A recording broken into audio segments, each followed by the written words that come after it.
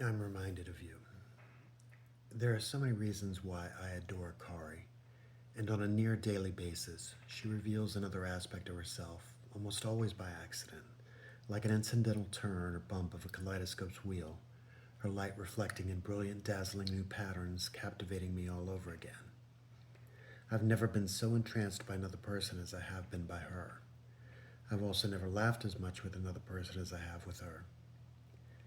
I'd like to take you back to the beginning of our relationship and share just one of what is an endless array of moments when she grabbed my hand and pulled me deeper into this hidden forest we discovered in the spring of this year, a forest where we'd both been playing hide and seek for years unknowingly with one another.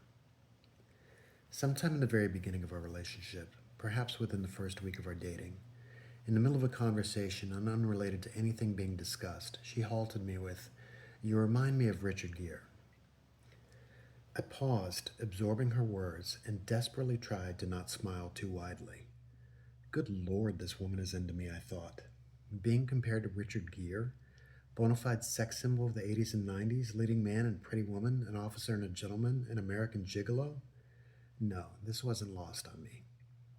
Hearing Kari say that I reminded her of this hunk of a man, my ego swelled like some absurdly huge potato that took the blue ribbon at last year's county fair.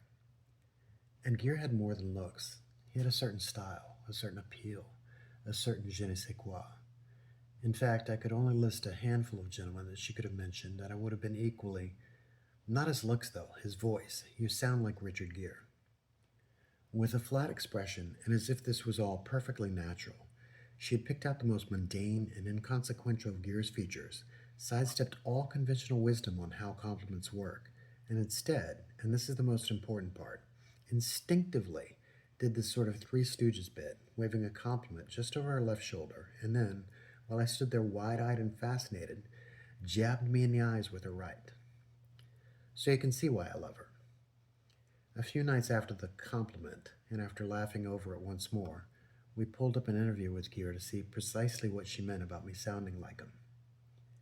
And that's when Kari realized I did not, in fact, sound anything like Richard Gere, making the entire incident all the more funny. But it was never the point that I sounded like him. The point was that she loved my voice.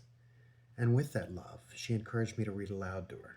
Some of our earliest nights together, continuing on now into our later nights together, consisted of us sitting beside one another while I read something out loud to her. The first book we read together was The Four Agreements by Don Miguel Ruiz, a fantastic guide to making the most of your life. Now, once a week on Sundays, we read aloud to each other. We're currently reading The Artist's Way by Julian Cameron together, in addition to the various books we're reading separately. I never knew this was something I wanted, but the half hour that we spend together reading is something I look forward to as each weekend comes to a close. It's our own personal little book club. As a final note, as I wrap this up and prepare to give her a preview of what I've written, I've asked her whether she wants to read it or have me read it to her. No, of course she wants me to read it. She always makes me smile.